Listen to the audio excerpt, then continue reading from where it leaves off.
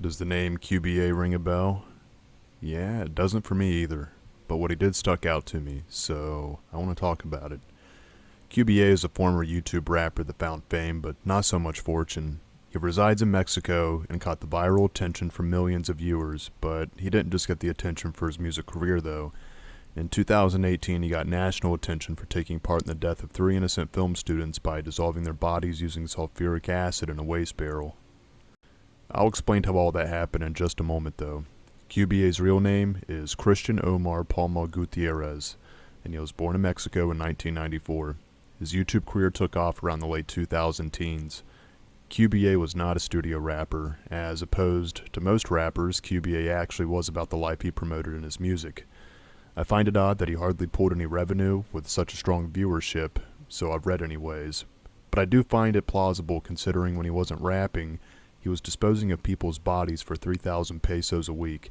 That's roughly around 160 US dollars a week. QBA's music consisted of predictable topics with gang life on the streets, such as drugs, sex, and killing. When QBA wasn't rapping, he was doing work for the gang he was in, called Jalisco New Generation Cartel.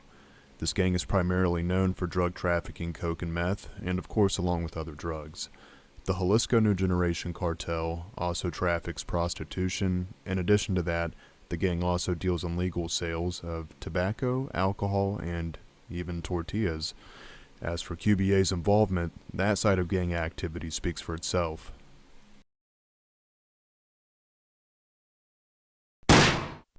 So, what went down where 3 film students were taken out by this gang, tortured, and gruesomely murdered? Well, these 3 men were all in their early 20s. They were setting up a film shoot around the outskirts of town.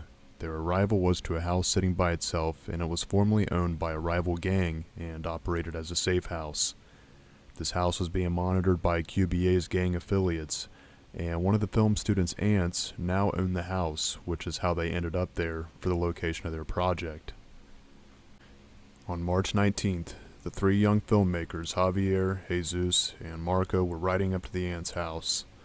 QBA's affiliates in the gang at this time were scoping the house out and its area in hopes of catching a man named El Diego, who is a Nueva Plaza leader who rivals the Jalisco New Generation Cartel. The gang members spotted a vehicle not far from the aunt's house. The vehicle was broken down on the road. Disguised as police officers, the gang members would take the young filmmakers, believing them to be rival gang members, tricking them into thinking they were being arrested. Tragically, one of the guys mistakenly thought to be El Diego was revealed while in captivity of the gang to not be El Diego, and they continued with the murders anyway, as QBA had told prosecutors when he was arrested. QBA admitted to dissolving the 3 bodies at a house in Tonalá, Mexico, dissolving their bodies in waste barrels to get rid of them. Part of QBA's statement was that he did it because he received good pay. Something I'd personally like to mention in this story that doesn't seem to get brought up much in the headlines is the aunt's criminal record of human trafficking.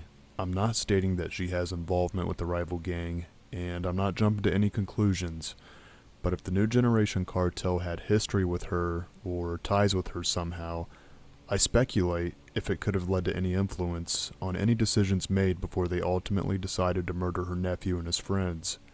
It's solely curiosity. I have no further information except that she is known to be involved and has been arrested for human trafficking. QBA admitted he was involved in 3 other murders to prosecutors. He said he joined the Jalisco New Generation Cartel just 3 months before his arrest.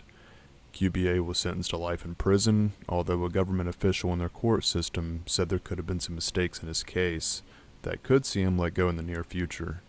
There are prisons in Mexico ran by gangs, and although QBA admitted to some or all of his crimes, it's obvious why he wouldn't go in deeper into admitting who he directly cooperated with by giving names. That is, as far as we know. QBA was arrested in 2018, and at the time of this upload, he's currently incarcerated serving his life sentence. I want to say it's safe to say QBA's days of being a YouTube star are over, but with the chance he gets out due to mistakes in his case, we'll just have to wait and see what the future holds. It's hard to imagine how many people are dissolved in these tragic ways, by not only by this gang, but other gangs as well. It's said to be a pretty common method.